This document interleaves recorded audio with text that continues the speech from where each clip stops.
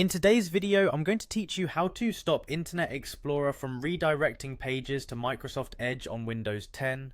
Many users have experienced interruptions during their browsing sessions when Internet Explorer automatically redirects their pages to Microsoft Edge. This can be particularly annoying, especially if you rely on Internet Explorer for specific tasks or if you simply prefer using it. Don't worry though, I'm here to guide you through the process to stop these automatic redirects, and the best part is it's a straightforward task that anyone can tackle. To begin with, you'll need to open Microsoft Edge on your Windows 10 computer.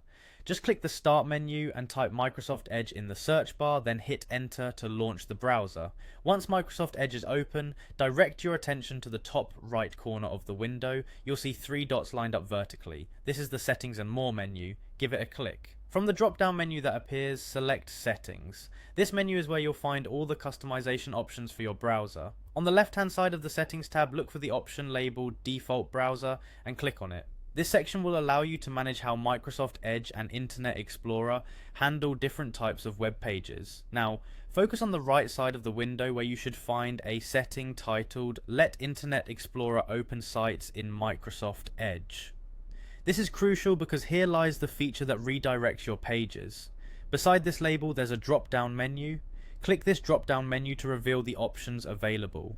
To prevent Internet Explorer from redirecting your pages automatically, you'll want to select the option that says Never. By selecting Never, you're essentially instructing your system to stop Internet Explorer from transferring you over to Edge whenever you visit a website. This setting should apply immediately, allowing you to browse with your preferred browser uninterrupted. And there you have it. Following these easy steps, you can now control which browser handles your navigations and deal with the pesky redirects once and for all.